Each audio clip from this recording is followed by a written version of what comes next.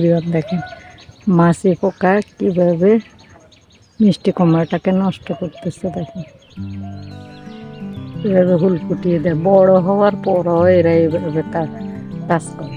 তখন এদের ডিমগুলি ভিতরে প্রবেশ করে এবং পোকা হয়ে যায় মিষ্টি কুমড়াগুলি। দেখেন বড় হয়ে তারপরে মিষ্টি কুমড়াগুলি এরকম হয়ে যায়, ভিতরে উপর দিয়ে সুন্দর থাকে, ভিতরে নষ্ট হয়ে যায়।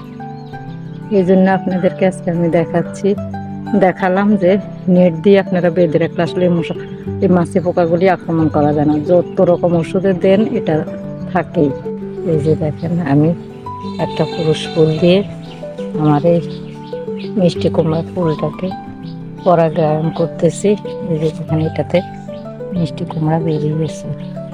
এখন এটাতে আমি একটা নেট দিয়ে ফুল সহ মিষ্টি কুমড়াটা ঢেকে দিব, কারণ এই ফুলগুলির মধ্যেও মাছি পোকা বসে।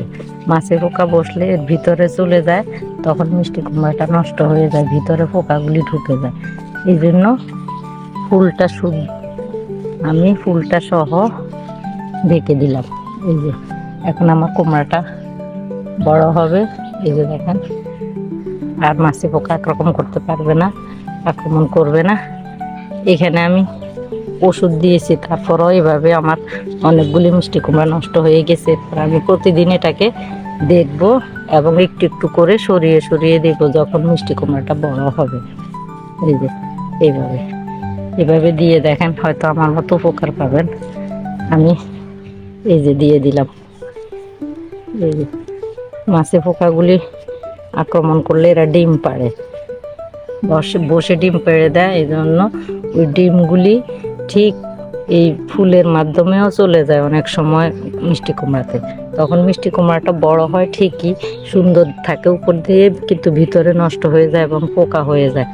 সেই জন্য আমি এই পদ্ধতিটা ব্যবহার করেছি। ভালো লাগলে আপনারা লাইক, কমেন্ট, শেয়ার করবেন এবং এই পদ্ধতিটা ব্যবহার করে দেখবেন উপকার পান কিনা।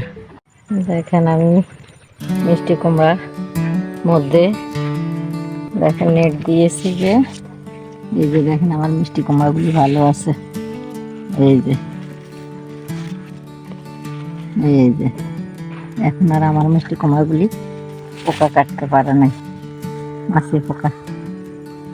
এই যে আরও ঢেকে রাখবো, কারণ বড় হলেও এগুলি মাছি পোকা কাটে, সেই জন্য ঢেকেই রাখবো। এই যে আরেকটা,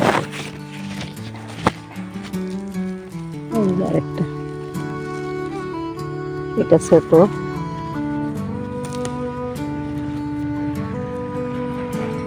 দেখেন কি সুন্দর নেটে ঘুরতে, কি সুন্দর মিষ্টি কুমড়াটা দেখেছেন।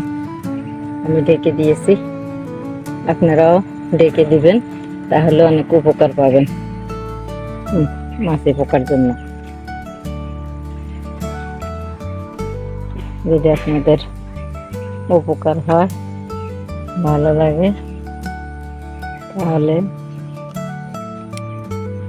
এই চ্যানেলটিকে সাবস্ক্রাইব করবেন এরকম সুন্দর সুন্দর ভিডিও পাওয়ার জন্য,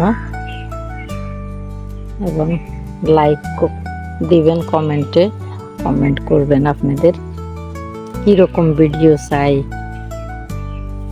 সেটা লিখে কমেন্ট করবেন। আজকে এই পর্যন্ত, খোদা হাফেজ, আসসালামু আলাইকুম।